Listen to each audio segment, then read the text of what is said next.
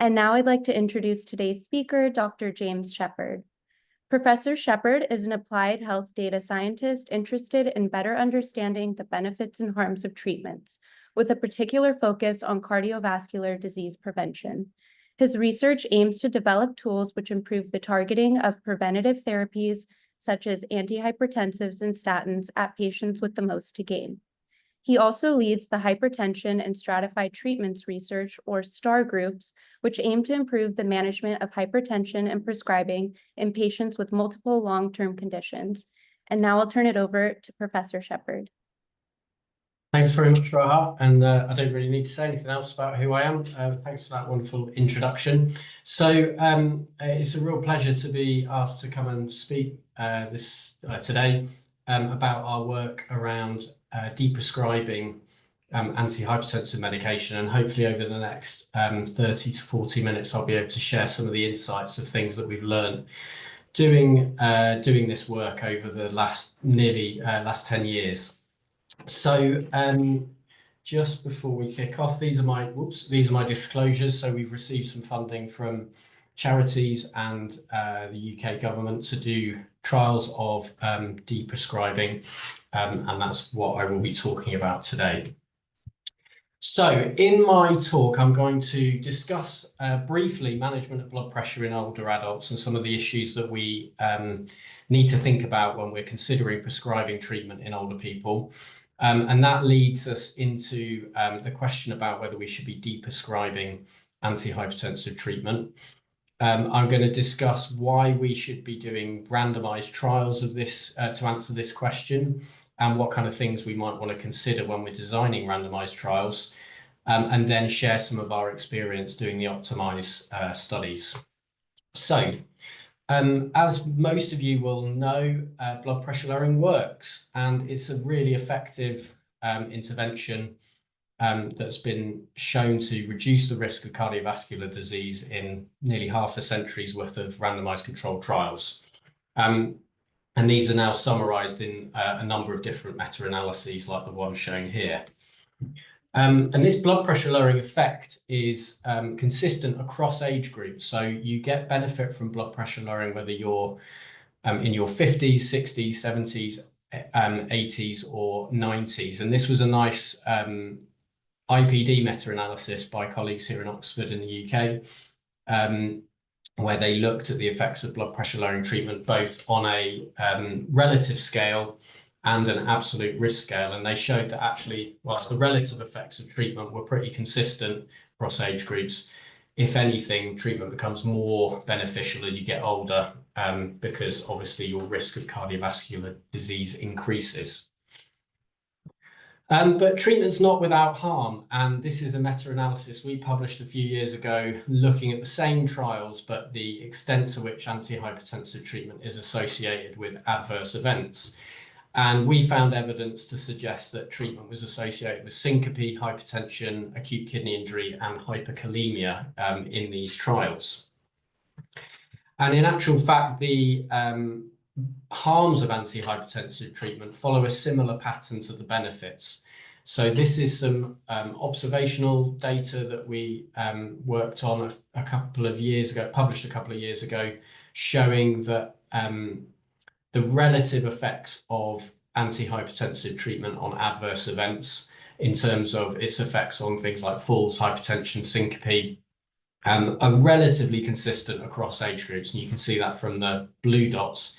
But when you look on the absolute risk scale, once again, you get much greater harm in older people. And so for falls, for example, the risk of a serious fall in a 40-year-old is 1 per 10,000 people treated for a year, whereas the risk for a 90-year-old is over 100 events per 10,000 people treated per year.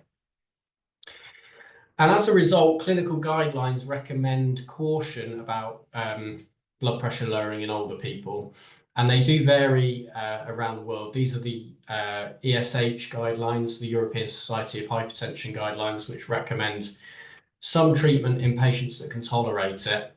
But actually, these are some of the first hypertension guidelines I've come across around the world, where they also make reference to actually reducing treatment in people who might be at risk of adverse events. And they suggest you should consider medication reduction in people over the age of 80 who have orthostatic hypotension or severe frailty. But the thing to note here is that the level of evidence that underpins this recommendation is actually quite low, and that's because there's not a huge amount of research to support this recommendation. So, as a result, we would benefit from some more research in this area, and one approach is to do a randomized controlled trial. And the reason randomized controlled trials are important, as you will know, is that they are considered the best quality evidence for medical decision making. So this is something that you will have seen before. This is the evidence pyramid, and you can see that the studies at the top are the best quality evidence. That's systematic reviews of randomized controlled trials, followed by individual trials, followed by cohort studies, etc., etc. And what we tend to see is lots of studies published, case series, expert opinion, cross-sectional studies, which are lower quality, and fewer studies at the top, which are higher quality and actually more likely to influence medical decision-making. And the reason that trials sit at the top of that pyramid is because of randomization. And randomization, of course, is the only way to ensure that the difference between two groups is down to the intervention that you're assigning as a result of that randomization, and not some other factors like that could influence the outcomes of interest. The problem is, of course, randomized controlled trials are not all good. They're very expensive, and they take a long time to complete and give us an answer. And what we find is many trials also fail either to recruit the intended sample size or show the effects that were expected before it started because of various factors that occur during the trial period. And so they're not always the best solution. And in fact, and as a result, we see a lot of observational studies that are trying to replicate what we do in trials in order to answer questions that we don't have evidence for. And a nice example of this is from colleagues in USDen, and in fact, Michelle Odden, who led this particular piece of work, presented this work, some of you will remember, at a previous USDen webinar. Michelle and colleagues have done a lot of work using this target trial emulation approach. And in this particular study that was published just a couple of weeks ago, they actually looked at exactly the question that we're interested in this today. So they were examining the effects of antihypertensive deprescribing on cardiovascular events amongst long-term care residents. And with a target trial emulation, the idea is essentially to plan the ideal trial that you would like to undertake in order to answer your clinical question, and then replicate it as best you can using observational data. So you can see on the left-hand side here, the target trial includes various inclusion-exclusion criteria. It specifies the treatment strategies, how treatment is assigned, and what the outcomes of interest in the follow-up period is. And the emulation that they did in using electronic health record data looks very similar. And in fact, the only real difference between target trial and the emulation of that target trial is the way treatments are assigned. And in a trial, these are obviously randomly assigned at baseline, but in an observational study, you can't do the randomization. So instead, individuals are assigned according to the treatment strategy that they are given in practice. And then we use statistical methods to try and account for confounding, which could influence which could cause differences between the group, which is not due to the intervention of interest. So in this particular study, they found that after a couple of years, there was no evidence that deprescribing antihypertensive medication had an association with myocardial infarction and stroke leading to hospitalization. And from a deprescribing point of view, this is actually really useful data because it suggests that you could potentially reduce people's antihypertensive treatment in a nursing home setting and it not lead to an increased risk of cardiovascular events. The issue, though, remains that we don't know whether this is a true effect or whether it is due to unmeasured confounding. And this is this particular study was a really nice example of a target trial emulation, and it is highly likely that this is not due to unmeasured confounding. This is a real finding. But unfortunately, we can never know for sure whether or not there is some residual confounding that exists. And so we can't always rule this out. The only way we can do that is to conduct a randomized controlled trial. So what do we need to think about when we are thinking about designing a deprescribing trial? Well, I would suggest thinking about it in the context of the PICO framework. The first question would be, what kind of population are we aiming to target? So are we interested in doing a deprescribing trial in patients who might be at risk of adverse events in order to try and prevent future adverse events? Or are we thinking about doing deprescribing towards the end of life, where the aim might actually be more to just deprescribe due to the futility of continued treatment?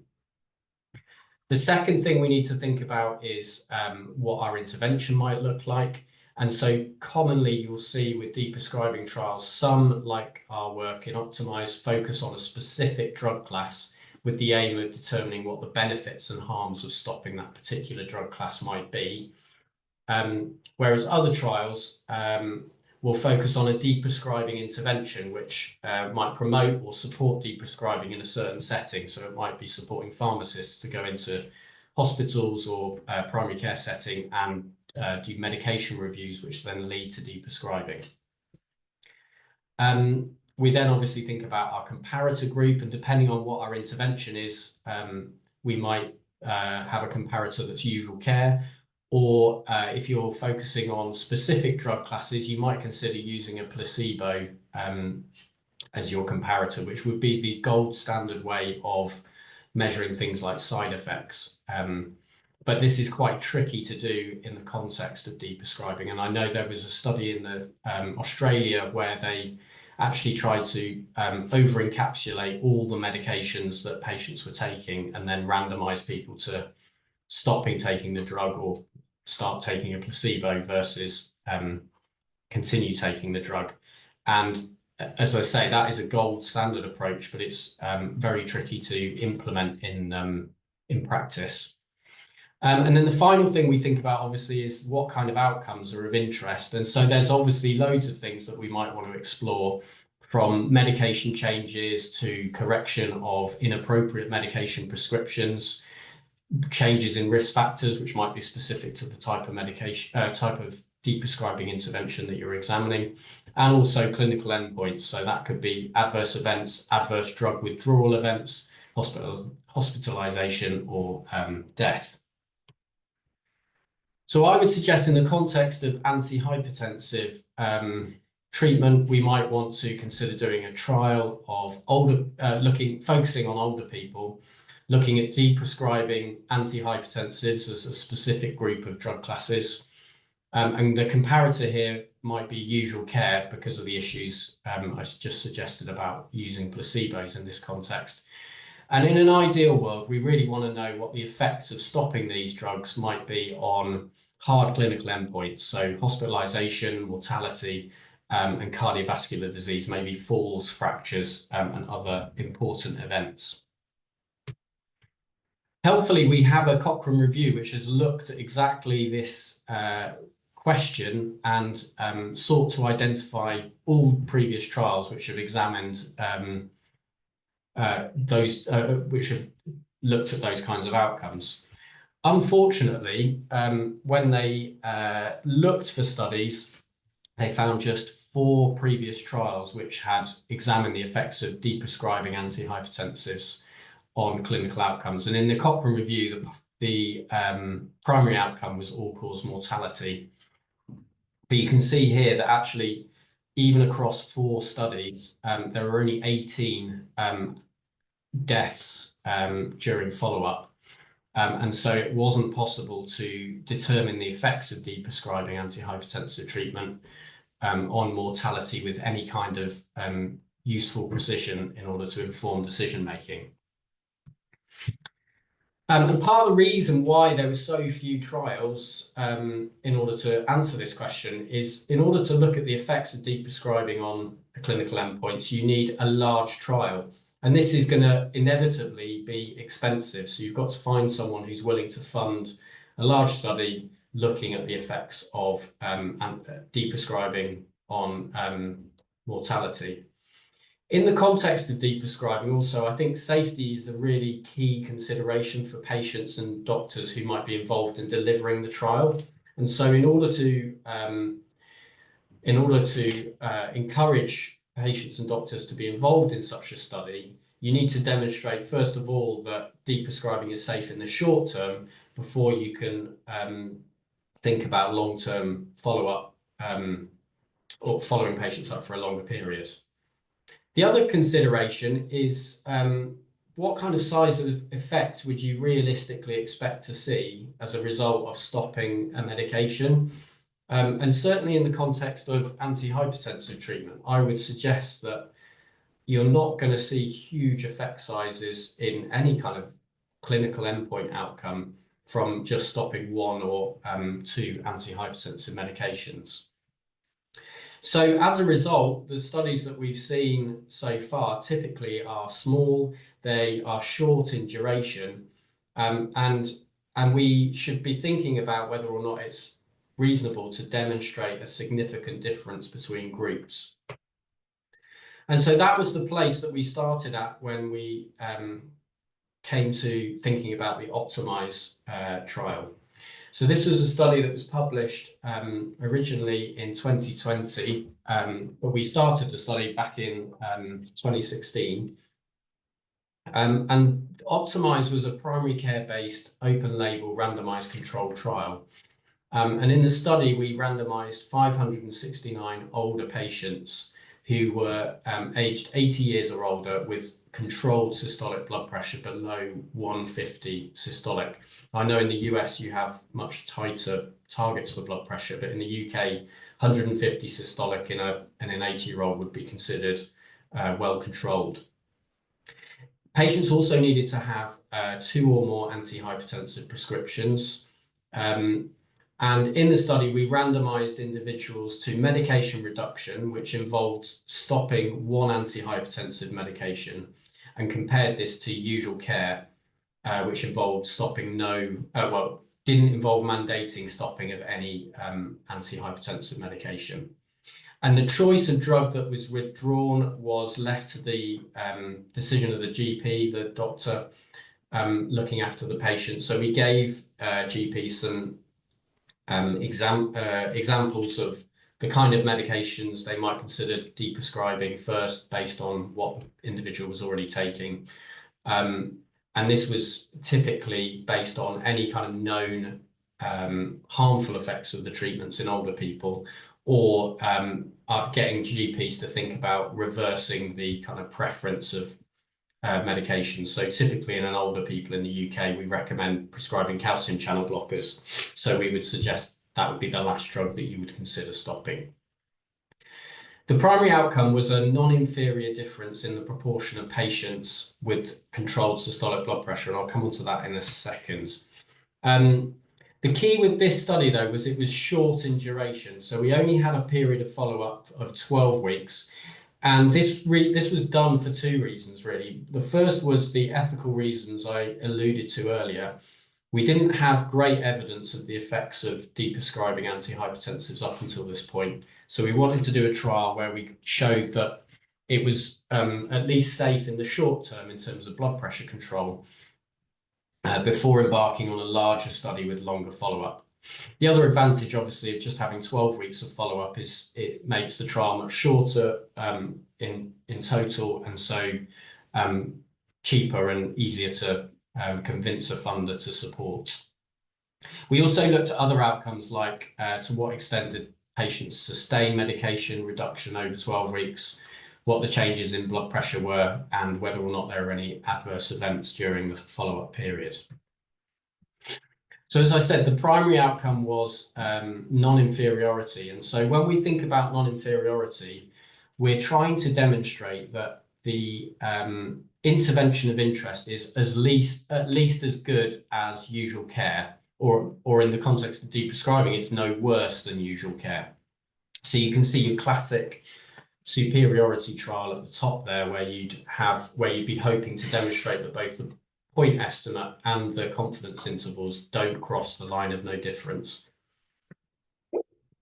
In a non-inferiority trial, we don't mind if the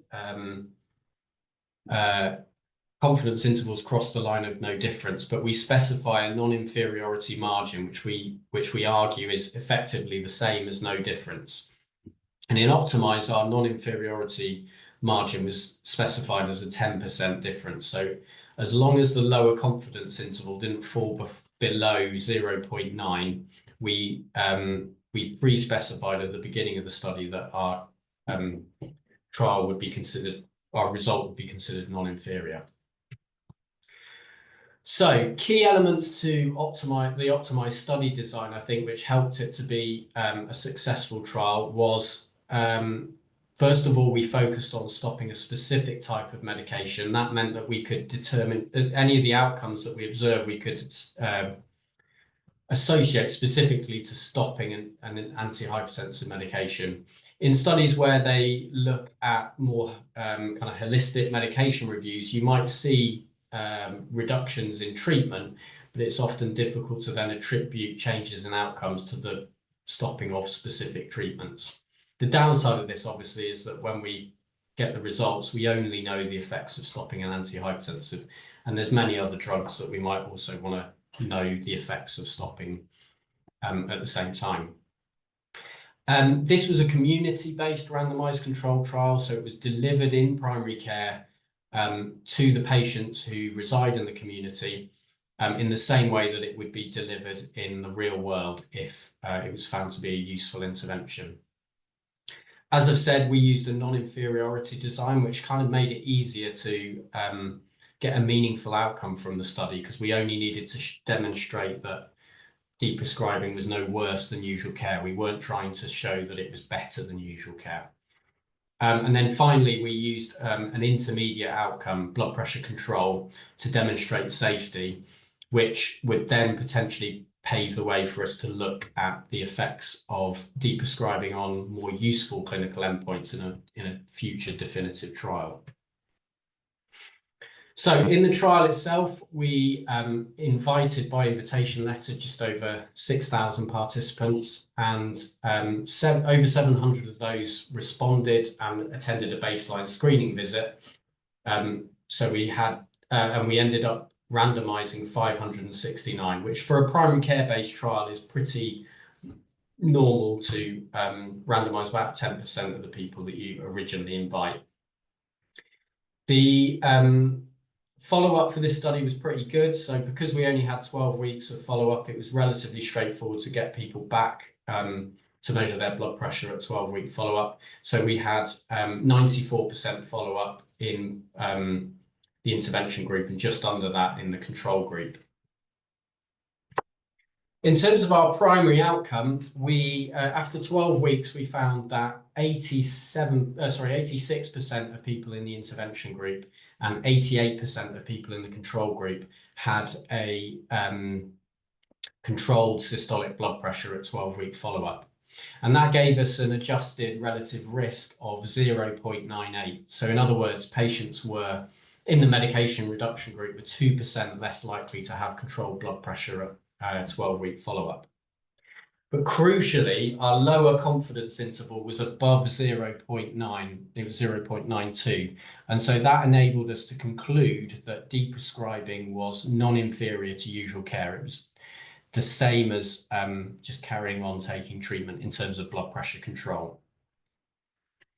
Now, part of the reason for that was that not everybody in the study was able to stop medication and stay off the medication. So we found that actually a third of individuals who originally stopped their medication ended up having it re-prescribed during the 3-month follow-up period. And although we didn't see a difference in blood pressure control, we did see a difference in mean systolic and diastolic blood pressure. So we actually saw an increase in both systolic and diastolic blood pressure of the order of 3.4 millimeters of mercury and 2.2 millimeters of mercury, which is relatively small. But if you look at the epidemiological data on blood pressure, that would tell you that that is still a clinically significant increase in blood pressure at a population level. So modeled, it would translate into an increased risk of cardiovascular events.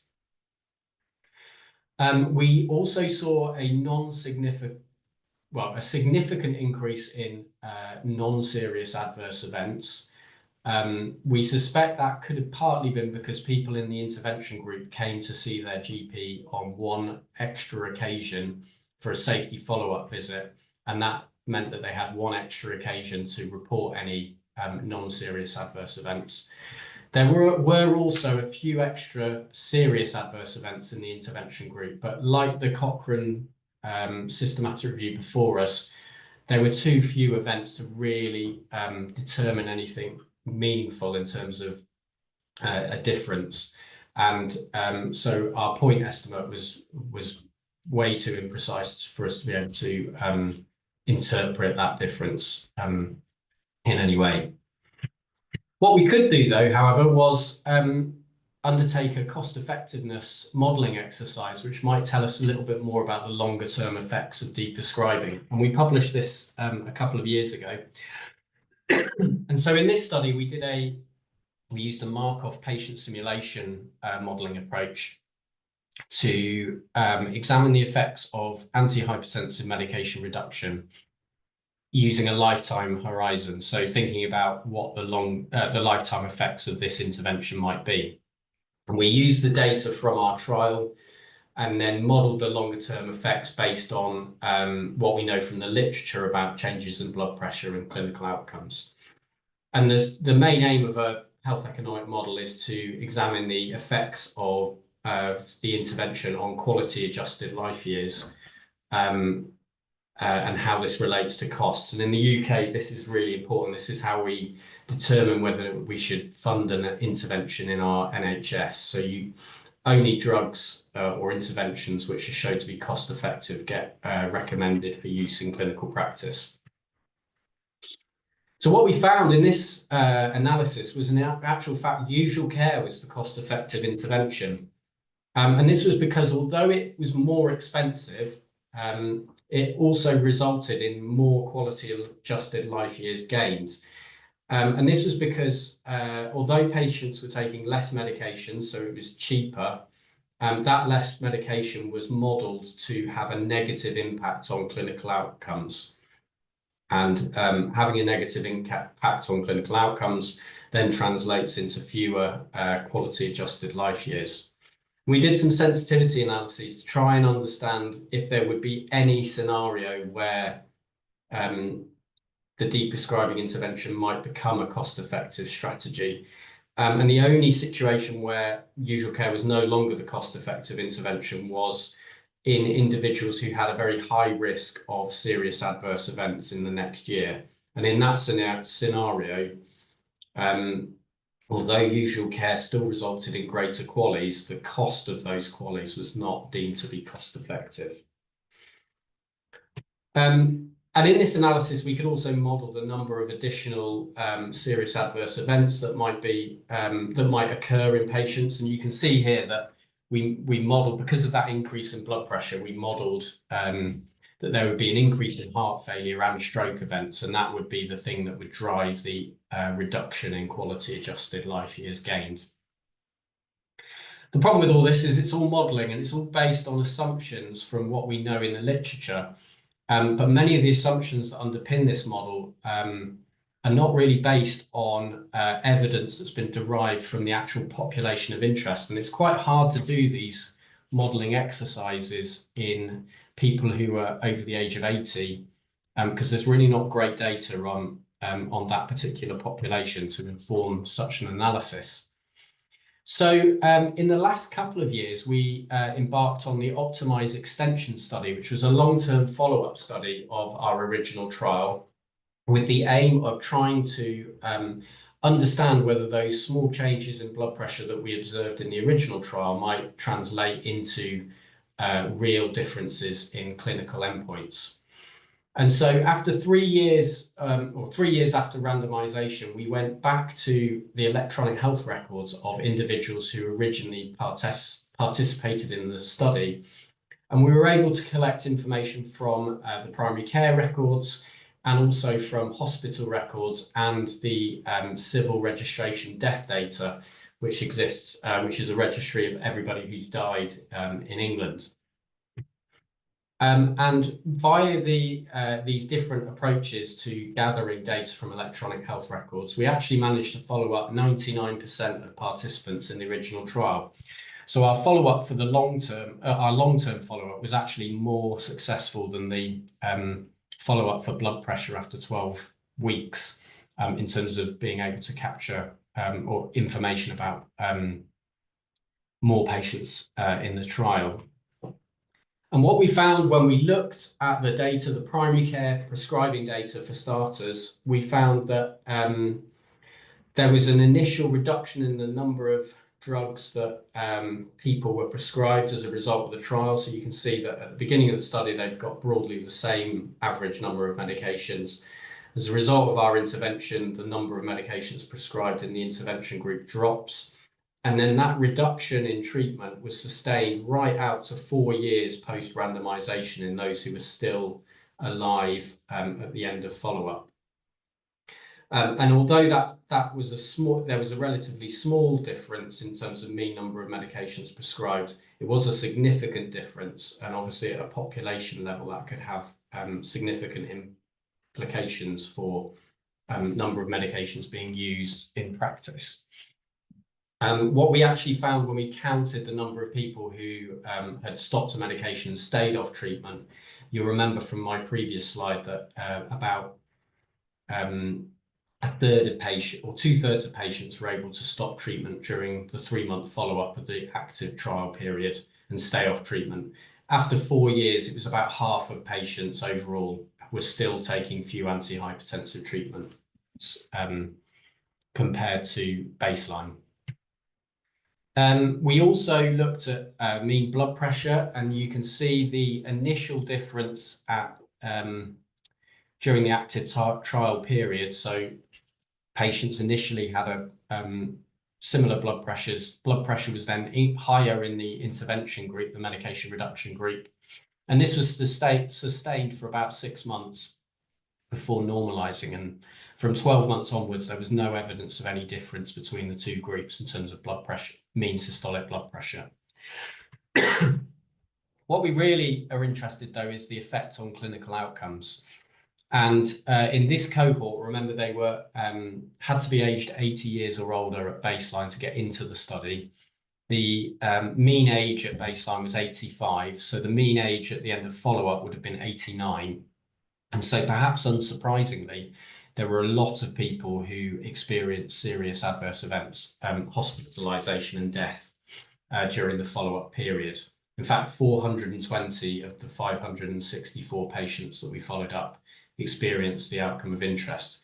But importantly, there was no evidence of a difference between the two groups in this outcome. And that was the case whether we looked at an intention to treat analysis or a per protocol analysis. And in actual fact, when we looked at lots of different clinical endpoints, we found no evidence of a difference between the two groups. That was the case whether we looked at mortality, emergency hospitalization, or major cardiovascular events. But when we started looking at more cause-specific outcomes, obviously you can see the number of events get smaller, so you get much less precision about the treatment effect estimates. But for the outcomes that we studied, there was no evidence of a difference between groups.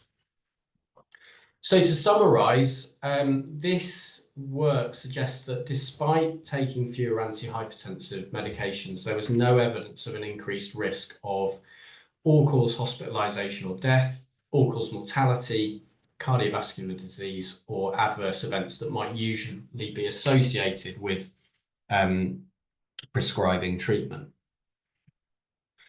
So you may remember the target trial emulation I showed you at the beginning of this study, and that suggested that there was no evidence of a difference between groups in terms of those stopping treatment and those continuing treatment in terms of cardiovascular endpoints. And when you put the two results alongside one another, they are almost exactly the same. So we had similar numbers of events, we got a similar adjusted hazard ratio.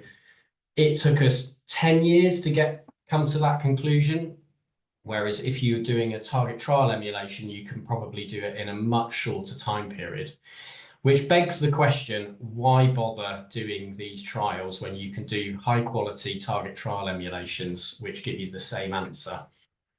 Well, I would argue that the problem we have is that there are many people out there who don't believe we should be considering deprescribing. I present this work all around the world, and depending on the audience, you get a very different reception to this work, from it being very well received to being told that it's dangerous and sending dangerous messages out to patients.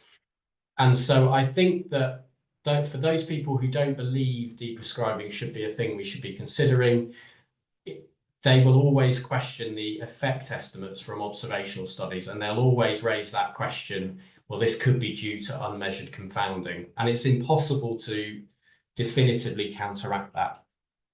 The other thing I would say is that if we are interested in deprescribing being a commonplace in clinical practice, we need guideline policymakers to start to incorporate deprescribing recommendations into clinical guidelines.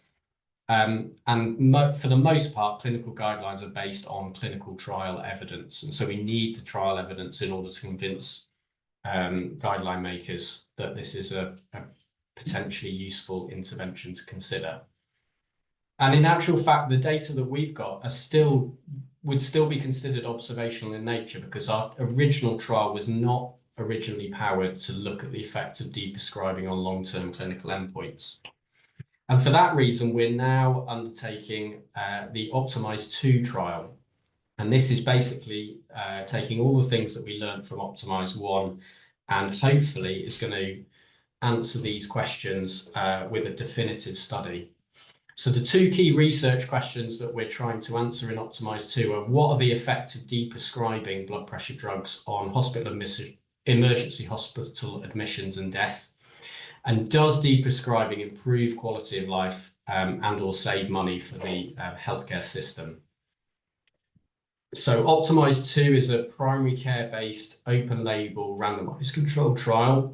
Our aim is to randomise just over 3,000 older patients. This time we're focusing on a group of individuals who are aged 75 years or older. They need to once again have controlled systolic blood pressure according to clinical guideline recommended thresholds, and they need to be prescribed 2 or more antihypertensive medications. And in a change to the previous trial, we're focusing on individuals who are at high risk of serious adverse events. So we're using frailty index measures and prediction models which identify people at risk of falls and hypertension and syncope to target a population who might be more likely to experience harm from treatment. Our intervention is step-down medication reduction. So in addition to stopping one drug, those patients who can tolerate it will be given the opportunity to stop a second and maybe even a third medication. And once again, our comparator is usual care.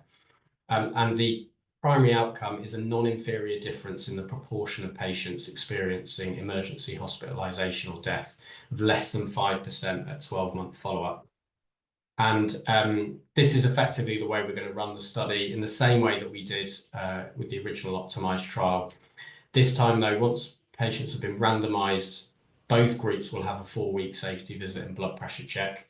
And then from then on, all of the outcomes will be captured through electronic health record data and online or telephone follow-up questionnaires.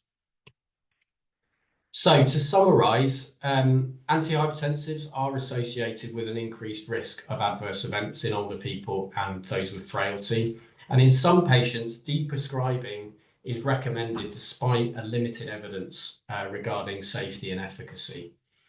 Our data suggests that antihypertensive drugs can be stopped safely with no evidence of harm, but the benefits of deprescribing remain unknown. And the only way we can really determine these benefits is through conducting more randomized controlled trials, which are the best way to influence policy and practice. So thank you very much, everyone, for listening. I just want to give a shout out to the team that has delivered this study over the years. I'm very lucky to work with some amazing people, and it wouldn't really be possible without all of these people. So thank you very much for listening. Thank you, Professor Sheppard, for your excellent presentation. For those in the audience, now is the time to enter your questions in the Q&A or the chat. So feel free to start adding those in. Professor Sheppard, it was really great to hear you discuss the role and the results from OPTIMISE and how that might get a play and effect in guidelines. And you talked about the evaluation of trials and observational studies in that process. Have you had any experience or reactions from the guideline developers to the OPTIMISE study, and what do you see ahead with OPTIMISE 2? Yes, it's interesting. One of the things I think one of the issues certainly in the UK we have is deprescribing is not really on the agenda, particularly for guideline developers so the way we develop guidelines in the UK is we have kind of condition specific guidelines. So we have hypertension management guidelines, and they are designed to address a number of different questions, and deprescribing is never really a question which they set out to address when they start developing those guidelines. And so OPTIMISE doesn't or hasn't yet come up as an important issue, or hasn't come up yet in those guidelines. There is discussion of it, as I suggested, in the ESH guidelines, but most of that they reference one of our studies, but basically say we need more evidence. And the most recent evidence that I presented there about the effect on clinical endpoints, we only published in July. So it's probably a bit early for that to be taken up. But I think it's the effect on clinical endpoints which is really going to drive practice recommendations and change. Awesome. I'm still waiting for some audience questions. Mike, do you have a question? I have many questions. Terrific talk. I'm curious if you could, you mentioned for OPTIMISE 2 selecting for high risk populations, you mentioned frailty, and I think one other sort of criterion defining high risk. Can you just talk a little more about how you were thinking about identifying high risk patients and sort of the framework of how that fits into your larger research plan, and other lessons you think other people might learn in thinking about identifying high risk populations and how to define what constitutes high risk for other deprescribing trials? Yeah, absolutely. So the reason we included that that particular criteria was off the back of our cost effectiveness analysis, where we found that essentially the only way deprescribing could be considered a cost effective intervention was in those really high risk patients. Alongside this trial work, we've been doing some work for a number of years. I showed one slide which was showing the effects of antihypertensive treatment, or the association between antihypertensive treatment and adverse events, using data from electronic health records. And alongside that work, we've been doing some prediction modeling work to try and identify individuals who might be at high risk of serious adverse events associated with antihypertensive treatment. So that in the same way that it's quite common to stratify our treatment for statins and blood pressure drugs based on someone's cardiovascular risk, and we tend to encourage treatment in people who have a high cardiovascular risk. We might also consider deprescribing or reconsidering the beneficial effects of treatment in those who might be at high risk of adverse events. So we've developed a few essentially prediction algorithms that allow you to use electronic health record data to identify individuals who are at high risk of falls, high risk of syncope, high risk of hypertension. And we also use a thing called the Electronic Frailty Index, which is commonly used in the UK, and it's based on a frailty accumulation deficit model, again, based on electronic health records. What you actually end up with is all of the different measures end up identifying a similar group of patients. So the people who are getting into the study are the people who've got a high risk of all sorts of different adverse events, and they're also higher levels of frailty. What we don't actually take into account is what their risk of cardiovascular disease is. And actually, I think the problem we would have clinically is that the people who are at high risk of falls and have high frailty are also at higher risk of cardiovascular disease and other events. And so you still have that conundrum about what the best approach is.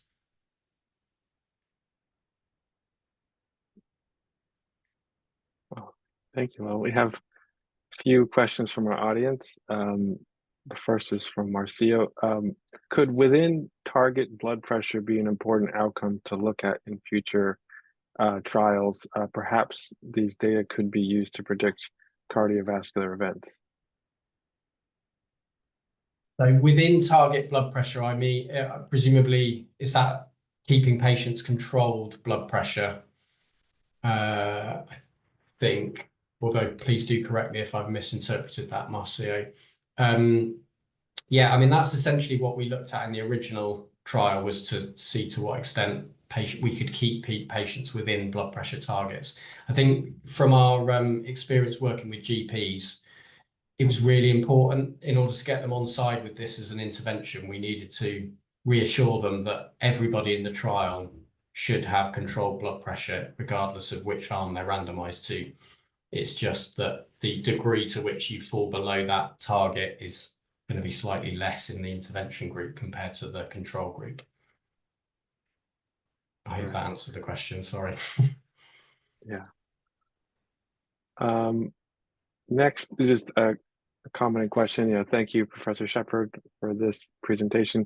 Could you elaborate on the factors considered when choosing between different intervention strategies, such as single medication reduction versus a step-down approach? Yeah, so I would say with the original trial, we were being pretty conservative. So we just looked at stopping one medication and stop there, basically, because we really didn't know what was going to happen when people reduced their treatment. Having done that and shown, for the most part, there wasn't any evidence of harm, it's given us a bit more confidence to encourage GPs to go a bit further. And the problem with OPTIMISE-1 is ultimately there's a relatively small difference between groups. It's an average of, I think it was, after 4 years, the mean difference in medications was about 0.3 or 0.4 of a medication. So it's not a huge difference between groups. So you could argue, well, no surprise that there's no difference in clinical endpoints when there's such a small difference in medications. And so in OPTIMISE-2, we're hoping that we can demonstrate a slightly bigger difference in medications and then be able to translate that onto whether or not it has an impact on outcomes. This is a question from Martin Casey. The different setting, I think, is he's an ED doc interested in deprescribing aspirin after encounters for bleeding. So first question is, what are your thoughts on process outcomes? For example, building a bridge from deprescriber to prescriber to facilitate safe deprescribing versus the clinical outcomes of cardiovascular disease. So building a bridge from deprescriber to prescriber to, yeah. So I think that's really important, because some people feel very unconfident or uncomfortable with the idea of stopping medications. And I would say in our trial, in OPTIMISE-2 at the moment, the most common question we get from GPs is, I've got this particular patient with these particular characteristics. Are you sure it's okay to stop a medication in this individual? And we have to kind of explain the evidence around, I mean, our approach is typically to say, well, actually, there's not great evidence for continuing to prescribe in this in a given individual, and therefore we're in equipoise, so it's okay in the context of the trial to do it. I mean, our trials have been typically focused on kind of blood pressure endpoints and kind of measurable endpoints. We've done less on the kind of interaction between different healthcare professionals. And I know that, for example, if you've got a GP who wants to stop a drug in a patient who's got a history of cardiovascular disease, their cardiologist might be pretty unhappy about that idea. And that interaction between the GP and the cardiologist can be problematic when you're trying to make this happen. I think it's worked for us because we've done it in the context of a trial. So you've got that kind of safety net, and you know that there's someone who's reviewing all the data really carefully, so that if anything bad did happen, it would be picked up pretty quickly. Right. Another question that came in is, what sort of feedback did you get from patients? Did they feel taking less hypertensive drugs was positive in their experience? Yeah, so I mean, actually, the feedback from patients has always been really positive, to be honest. I mean, when we started doing this work, I remember I think we had a 2-phase pilot study because we weren't sure whether anyone would want to participate in this study. And we were genuinely worried we wouldn't get the 500 odd patients into the trial. As it turned out, we had just as good response to invitations as we have done in any of our other hypertension work. And we got the same proportion of people who ended up getting enrolled. And talking to patients, they're actually usually quite enthusiastic about the idea, so long as their doctor thinks it's a good idea for them to participate in the study. But we've never, in the trials at least, we've never seen that much resistance from patients. And in OPTIMISE-2, we've randomized 900 participants now, and again had an incredible response from to invitations. I mean, our problem in OPTIMISE-2 is not having enough nurses and doctors to actually do the randomization clinics. It's not the interest from patients that's the issue. We have another question from Martin. Selecting a population is tricky, so many variables impact drug benefit or harm balance, including indication or drug-drug interaction, multimorbidity profile, etc. With the explosion of AI tech, do you have any thoughts on AI more effectively calculating the net benefit, like the harm for each patient among the many variables of interest? Yeah, I mean, I think, undoubtedly, I think AI and that kind of thing is going to be important for identifying these high-risk populations. And certainly the work that we've done, although it's not using AI specifically, it's using statistical modeling to make use of the data that we have about people's characteristics, their multimorbidity profile, their drug-drug interactions, that kind of thing. But I think we still need these deprescribing studies to know what to do with individuals once we identify those people who are at high risk. And even if you can calculate the net benefit of treatment in terms of benefit versus harm, you still need to know whether stopping a drug is going to shift that ratio in favor of the individual. And it's important to remember that stopping a drug is not the same as starting a drug, and particularly stopping a drug in someone who's been taking it for 20 years, it could be very different. And certainly our kind of early results from OPTIMISE don't fit what you would expect necessarily to happen, because if you stop someone's antihypertensive, surely their risk of cardiovascular disease should go up. But we don't really know what the effects of blood pressure treatment are after someone's taken their drugs for 20 years. And we also don't really know what the effects of treatment are in someone who's got lots of other competing risks, which might prevent them from ever having a cardiovascular event. Final question for the day. What kind of feedback did you get from clinicians and researchers on using a non-inferiority endpoint approach? Did people feel that that was a valuable endpoint, or did they want to know if deprescribing was superior to usual care? Yeah, that's a really good question. To be honest, I don't think we have had that much feedback. I know colleagues in the US then have quite liked the non-inferiority approach, but we certainly haven't had negative feedback. I mean, I do think it's a really interesting question. Are there any outcomes you could measure where you would demonstrate superiority of a deprescribing intervention? My view is that there are definitely things that you can benefit a patient from deprescribing, but it might be really difficult to measure them. And so we, in our new trial, and even in OPTIMISE-1, we had things like quality of life assessments, and we looked at changes in measures of frailty and activities of daily living. A lot of these measures are quite crude, and being able to detect a significant change as a result of an intervention which involves just stopping a medication is quite tricky. I think where we might see some beneficial effects or superior effects are in things like a patient's perception of their treatment burden, possibly in things like side effects. But the problem with these sorts of studies is they're not blinded. So a patient might report less side effects just because they know they're taking less drugs, and whether that's a real effect is still going to be kind of unsure, basically. So I think it is difficult to demonstrate the benefits of deprescribing, but that's why we don't try and do it. I think we can still get value from showing that it's as good as usual care, because there's lots of other stuff, isn't there? I mean, if you're prescribing loads of less medications, then you're reducing polypharmacy, which is probably a good thing. You're having less of an impact on climate in terms of the amount of drugs that you're creating and prescribing and distributing. So there's loads of stuff which I don't think you necessarily can or need to measure, which still, but you can still benefit, and by showing that it's not harmful, it's a good thing to do. Thank you for that. And we're at the top of the hour. Thank you all for attending today. Our next webinar will be in February, featuring Doctors Ken Bookfar and Amy Linsky on the Center of Medication Safety and Aging.